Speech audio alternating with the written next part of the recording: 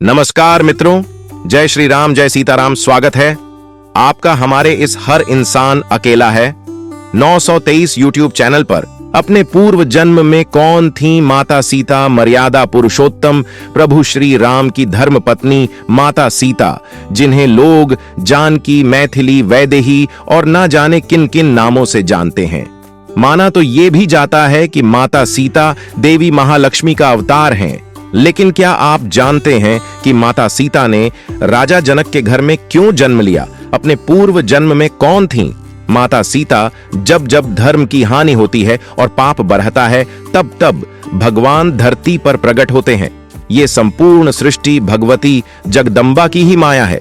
आज से कई वर्ष पूर्व त्रेता युग में एक समय भगवान श्री हरि विष्णु क्षीर सागर में योग निद्रा में लीन थे और देवी लक्ष्मी प्रभु के चरण दबा रही थीं। तब भगवती लक्ष्मी ने श्री हरि के हृदय में विराजमान हो प्रभु से प्रार्थना करी कि मैं पृथ्वी लोक पर कुछ समय के लिए जाना चाहती हूँ।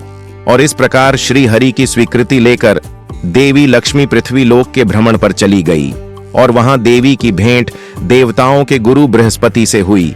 देव गुरु बृहस्पति ने मां से इच्छा प्रकट की कि हे महामाया, देवताओं के उद्धार और असुरों के विनाश के लिए आप मेरे कुल में जन्म लें। इस प्रकार देवी लक्ष्मी ने बृहस्पति के पुत्र ब्रह्म ऋषि कुशध्वज की पुत्री के रूप में जन्म लिया। अपने जन्म के कुछ समय बाद ही उस कन्या को वेदों का ज्ञान हो गया था, इसलिए उस कन्या का नाम वेदवती रखा गया। वेदवती एक बहुत ही सुंदर कन्या थी जो भगवान विष्णु की परम भक्त थी। वेदवती अपनी भक्ति में इतनी लीन हो गईं कि भगवान विष्णु से प्रेम करने लगी। अपने मन में श्री हरि से विवाह की इच्छा ले कठोर तपस्या करने लगी। पालन करता श्री हरि ने वेदवती को दर्शन देकर कहा कि इस विष्णु स्वरूप में मैं आपकी यह मनोकामना पूर्ण नहीं कर सकता, किंतु अगले अवतार में मैं आपकी मनोकामना पूर्ण होने का वचन देता हूँ। पर देवी वेदवती तो पुनः श्री हरि के ध्यान में लीन हो गईं और फिर एक बार उस स्थान पर परम शक्तिशाली असुर रावण वहां से गुजर रहा था और उसकी नजर वेदवती पर पड़ी। रावण ने वेदवती से विवाह का प्रस्ताव रखा और वेदवती के अस्वीकार करने पर उसने वेदवती के केश पकड़कर अपमान करना चाहा, किंतु पर पुरुष का स्पर्श पाते ही वेदवती ने तत्काल अपनी देह को भस्म कर रावण को श्राप दिया कि मेरे ही कारण तेरी मृत्यु होगी, मैं ही तेरे अहंकार और संपूर्ण कुल का सर्वनाश करूंगी।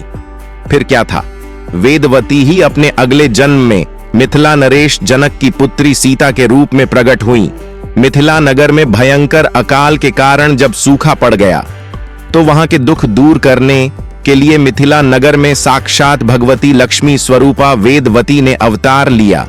देवी लक्ष्मी धन, वैभव और ऐश्वर्य की देवी हैं, जिनके आगमन से सुखों के भंडार भरते हैं। त्रिकाला दृष्टि रखने वाले ऋषि मुनियों ने राजा जनक को सोने के हल से खेत जोतने को कहा, जहां मिट्टी के भीतर से सोने और मणियों से जड़े सूप में एक कन्या मिली जिनका नाम सीता रखा गया। राजा जनक की पुत्री होने के कारण माता सीता को जानकी नाम से भी संबोधित किया जाता है। उस कन्या के जन्म लेते ही वर्षा होने लगी और हरी भरी खेती सर सर लहराने लगी। राज्य में धन वैभव बढ़ता गया।